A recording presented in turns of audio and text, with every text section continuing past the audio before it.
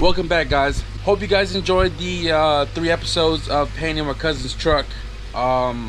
It was definitely a blast and a great experience for both him and I. He is super stoked, as well as I am. So today we're going to get back into the CRX right here. So before I pull the motor out of this car, I want to do the wire tuck and clean everything else out under the dashboard, because I don't want to do it all at once. Because if I run into any issues of, you know, throwing the motor back in after the clutch job and then the wiring or something messes up, I don't know where to pinpoint it. So taking this one step at a time by doing the wire tuck on it now before I pull the engine out to do the clutch and the engine bay paint and all that, to ensure everything is going to work after the tuck is done. So I just pumped gas, 9 gallons. Turn the car on, idled, and shut right off. No fuel pump.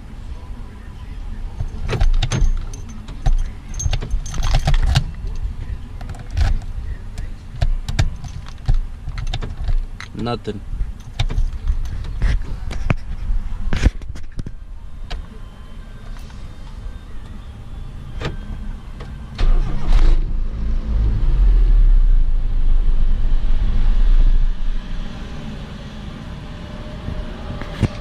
Shut off.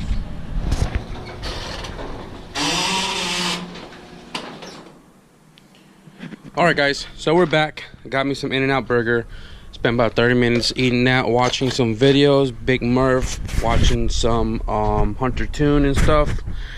But anyways, so what I'm gonna do is I'm gonna get started with pulling the dashboard out, because it'd be a lot easier for me to pull the harness in without me sitting upside down trying to get to the harnesses under the dash. Like I've mentioned, while I'm taking the dash out, obviously I'm going to remove everything that's under the dash, all the heater, the AC, the blower, all of that. I'm going to take it out of the car and pretty much just start unplugging everything here. I'm going to remove ay no mames. I'm gonna remove the fenders and start unbolting like the fuse box and stuff, get those all out of the way, and then start doing this wire tuck. Honestly, it didn't even cross my mind. I don't know if I have any more shrink tubing. I know I got some wires, brand new wires for extension. I got some shrink tubing. I got one right here, one right here. Nope, we're good. My soldering iron broke, but it still works if I tape it together. I have this one right here, but I'm out of propane because this is a portable soldering iron. But we'll make it work some way, somehow. Just want to make sure I have everything I need before I start making a mess outside of the garage, so I don't have to like clean everything, put it back into the garage, take off to the store and buy more materials.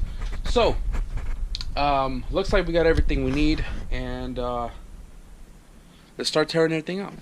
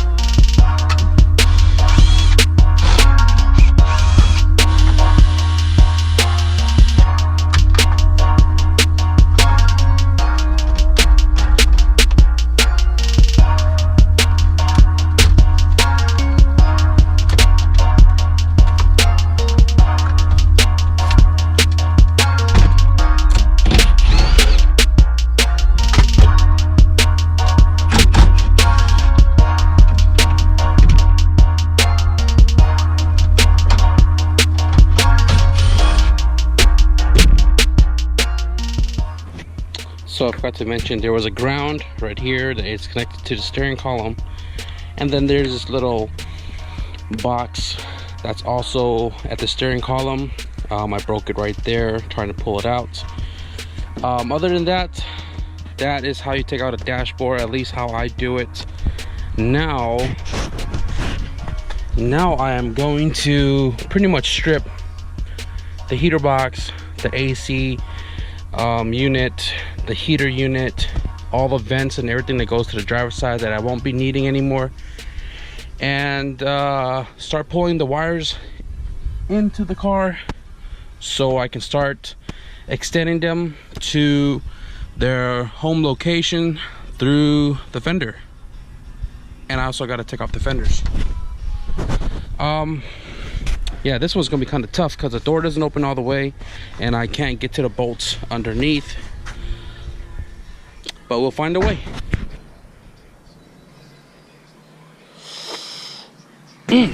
Fenders are off. I used 10 mil gear head right here to get the 10 mil behind the door that I couldn't get to because the door didn't open all the way, but that's that. So I'm gonna go ahead and start tearing everything out here inside the dash or under the dash. You want to start by taking out the AC unit. Fairly simple. One right there, one right there, right? And then that will release the AC unit from the heater and the blower. And then you got this 10 mil right there, and I believe there's like one right here somewhere. There's one right there.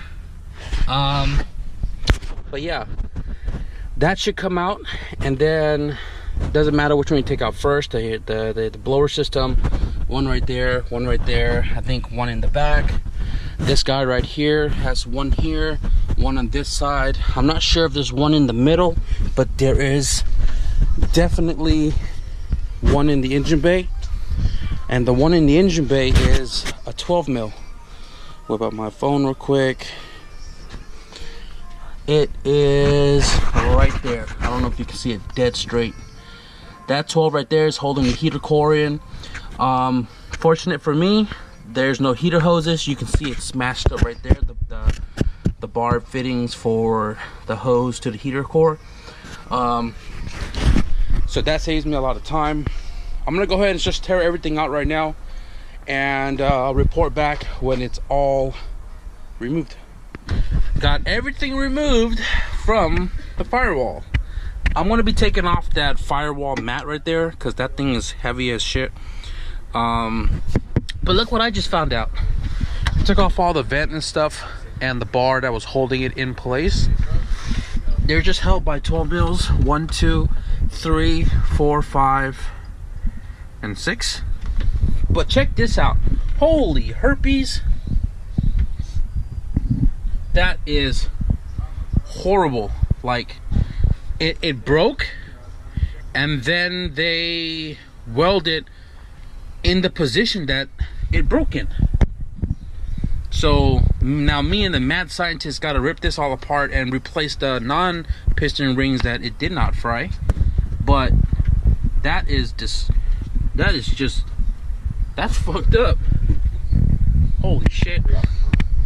All right, so given the fact that the pedal is friggin' broken, I am probably going to eliminate this whole cable driven hydro thingamajigger altogether. And because I know this works and it does not leak, I am going to take this. I'm gonna make a bracket like I've done in all my other videos of going hydro conversion, my wagon, my brother's wagon. I'm gonna pull all of that hunk of herpy out and try to get that pedal assembly straightened out again, and then reinforce it, make a bracket with that master over there in the engine bay over here, because I have all the space here now to do it, and convert this car to full hydro, eliminate the clutch cable itself altogether. That means I'm probably going to have to buy another Wire 53-inch clutch line, which I bought for my brother's car, so I can run it from here straight across over the engine to the transmission into the slave right there, and eliminate all that together just so it can look somewhat cleaner. And this is the best time to do it because dash is out. We'll get more into that later because I am still trying to do this tuck today. So I had a friend come by earlier and we were talking about his CRX on what the plans were for this year. And I just started working on this again. My other friend's here, you can see his shoes. So we pulled the windshield wiper reservoir out because we won't be needing that no more. I already got the wipers off. I'm probably going to pull the motor off as well because I'm not going to need that. I already pulled the harness through right here. Haven't fully pulled it all the way inside yet. I want to show you guys before I get too far. I'm sorry for the poor lighting, guys. It is super dark out again, but I just tore the carpet back and tore off all this firewall insulation, at least on this half of the firewall. I'll get to that when I work on the passenger side. Right now I am pulling the driver's side headlight harness and stuff through the firewall, getting a lot more cuts, but you get that when you really work on your own car. So there's this hole right here with a grommet that goes through the firewall for all the driver's side harness. Well, you can't really see it, but the grommet is really hard to get off the firewall, but eventually it'll come off. So I don't know if you guys can see the light. Grommet is off the firewall, and now I'm going to feed all of the driver's side harness through that hole and out this way before I start feeding it through the hole on the side to come out through this grommet right there to route along the fender rail to back to the front. So I'm gonna pull that out real quick and show you how it looks. And here it is. So also take note that when you pull this harness through that hole, you know, just kind of wiggle it around. I was able to stand right here, arm in, one arm over to help feed and pull through. This was already messed up. I'm not worried about it. But when you're pulling it through, it's easier if you took off the plugs to like the light bulbs and stuff. Like this guy here, this car was already missing one, so it wasn't interfering with this guy to get through that hole.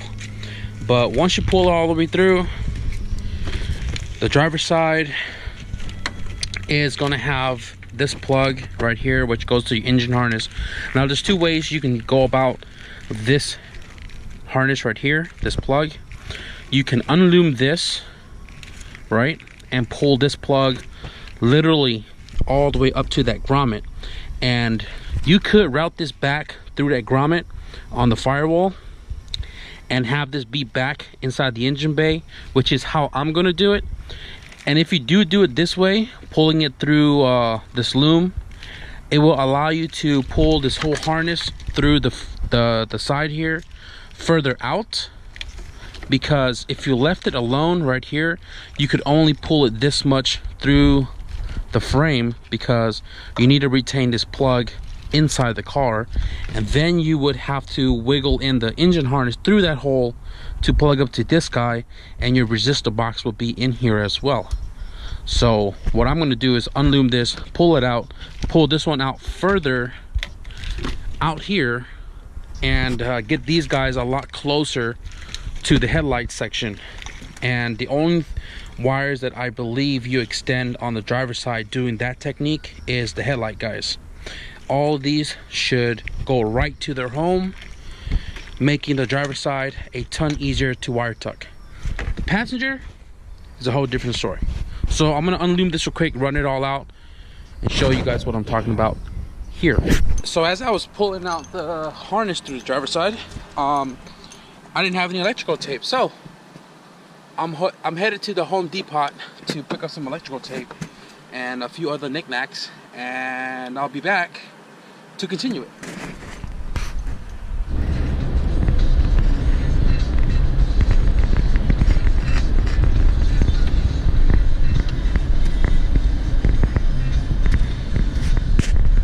It's my nigga Bieber.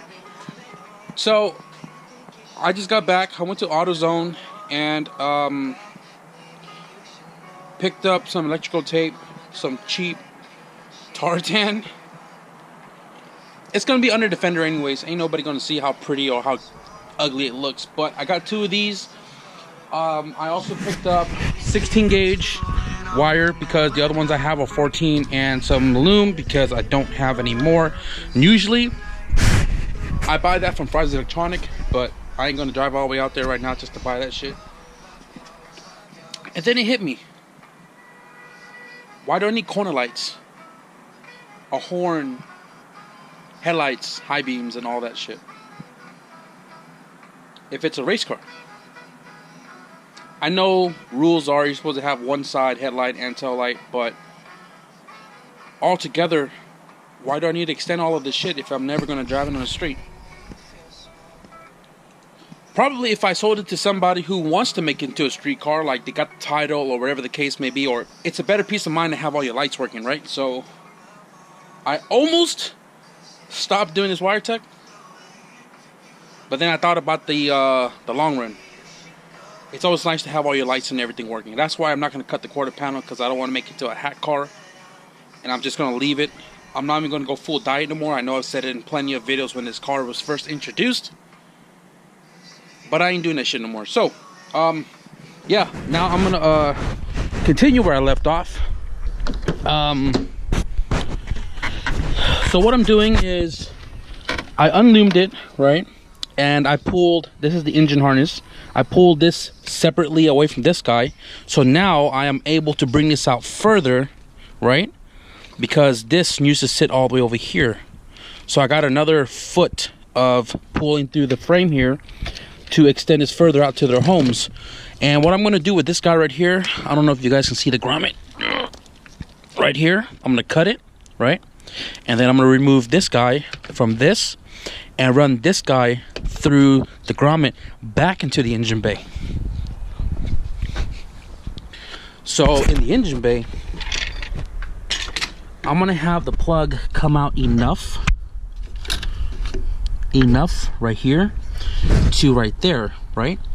And that will allow me to still plug up the engine harness on the frame rail with ease, rather than trying to feed it through the hole, climbing under the dashboard to plug this guy up.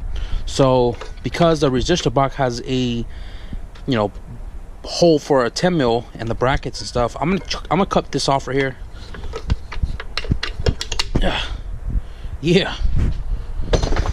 And I'm gonna take this hole right here, and I know there's a 10 mil like threaded on the frame rail here somewhere for sure, wherever it's at.